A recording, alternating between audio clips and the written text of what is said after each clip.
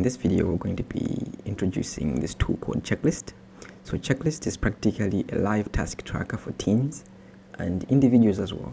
Any group of people who do certain things in a recurring pattern. Let's say they do the same thing every day or they do the same thing every week, and they would like to be able to manage and follow all the tasks that have to be done.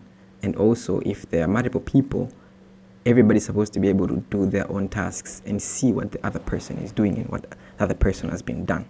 So if you have a team, let's say a media team that has to organize a setup for the equipment every single Sunday, and maybe let's say a catering team that has to prepare food for an event, or you have an event that is coming up and you want to be able to coordinate the steps that have to be done, but also as the event is happening, you need to be able to know that, oh, that person has done that thing, oh, the other person has been able to do that thing, so that I can focus on other things. And you can also do task assignments. So the features that we have on this team-based task management and password protection, you have real-time tracking, where if somebody has been able to do something, you can be able to see like, oh, Paul has done that and John has been able to finish that. Let me continue to go do another task. You have subtasks where one task can have other tasks going under it. And you also have a completion record. If the tasks are done in a regular pattern, for that day, you might be able to check up to be like, oh, I am here, this task has been done. And then you move on, and the next day it will be a clean slate of the same plan. And you can be able to follow up what happened on Monday, what happened last week, what happened the other week.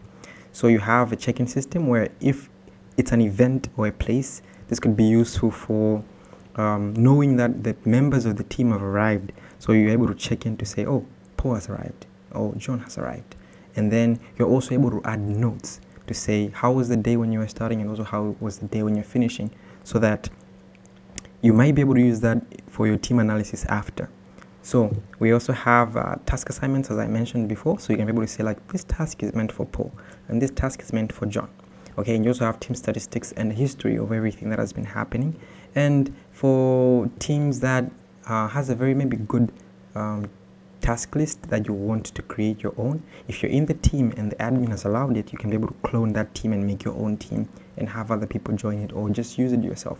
So even if you have a daily routine where you have maybe studying in the morning, work in the afternoon, and church things in the evening, you're able to use this tool to help you manage and follow up all those tasks that happen overall every single day and every single interview, and also be able to rate how things have been going at each and every time.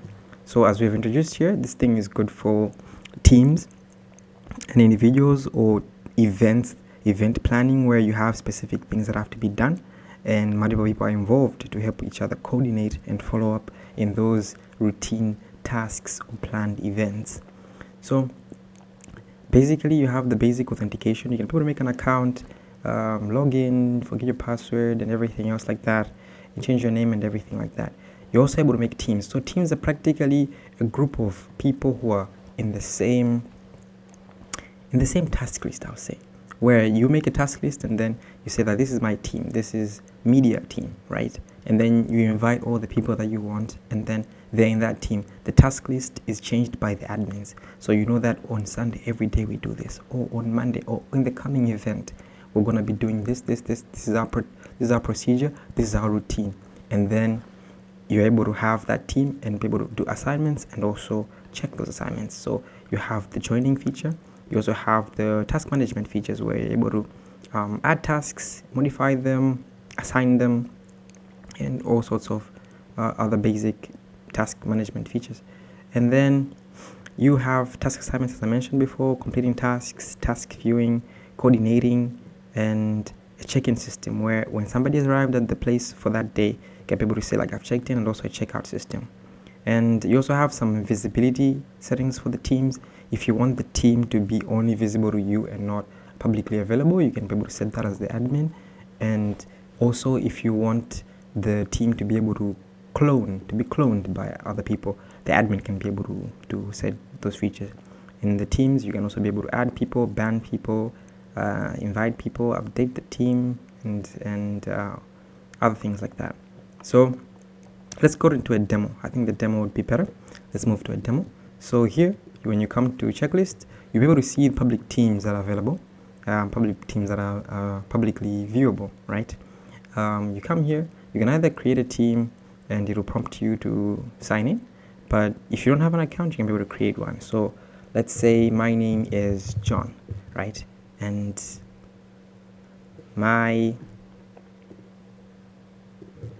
alright, so let's say my name is John and my email is paul@maravian.com and my password is let's say 1 2 3 4 5 6 7 8. I don't have to say that, but yes. So let's say we have an account here and we've created our account. Once you have created an account, you should be able to log in, and also you should be able to have received an email welcoming you to the system, so that if you ever need a forget password, you can be able to use your email address to reset it. Okay. So now after you've created an account, you can be able to log in, and then after you've logged in, you can be able to now join other teams, but also be able to create a team. So first of all, let's check if we got that email. So yeah, here we go. We received an email welcoming us to the system, and you can be able to use this button to log in, and we've already logged in, so definitely we'll be taken to the home page. So now, how do I create a team? When you come here on this button, you can be able to create a team. So let's say I'm gonna make a team called Media Team 2, right? And I'm gonna set a password that I'll have to share with my friends. So let's say I share that, I write that password that I'll be able to share. And here you have the option to either make the team private so that it's not displayed on the home page, or you also have the ability to set whether this team is clonable. That is, any of the members can be able to make a copy of that team if they want to. So then you can create the team. So once the team has been created, you have it like that, and then you have to invite other people, right? For example, here we have a team and we want other people to join us, so that when we have those tasks, we can be able to have other members join that team. So here is the invitation link. If you look at this invitation link, you should be able to have like a message.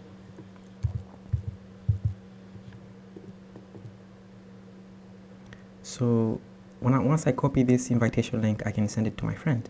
And if I look at this invitation message, it's going to look like this. So the invitation message looks like this. Welcome and join the team. This is the link of joining. So you send this to your friend to be able to join the team. So now let's look at another account that has been logged in here.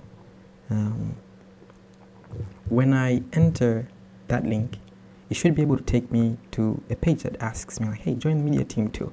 And then you enter that password. So that password has to be shared by you. It is not written anywhere. It should be shared by you with the team admin. And then the person can be able to join. So it'll tell you like, oh, you've been joined. You are now in Media Team 2. So if we come here and we refresh, we'll find that we have another member. Let's go back to full screen. Team members here, you find that now we have the other account that has joined us, right? And we have the tasks. So as the admin, and I can be able to set this person to be like, oh yeah, I want them to be admin. I can be able to ban them. I can be able to copy the ID if I want to do so, right? And if I'm done there, let's say I want to add some tasks. So I have task number 1, set up the projector, right? Set up the projector, that's the first one. But in setting up the projector, right, maybe I want you to be able to connect the HDMI. So in this situation, we have a media team that has to do this every single week, and I want my team to be able to follow up these steps so that when they arrive there, they're not scrambling to say, oh, what do we have to do, right? So you can set up as many tasks as you want. So set up computer, right?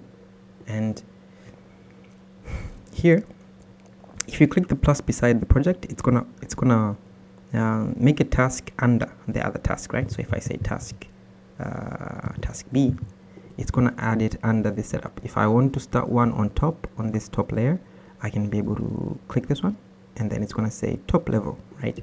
So I can be able to make a major task 3, like that.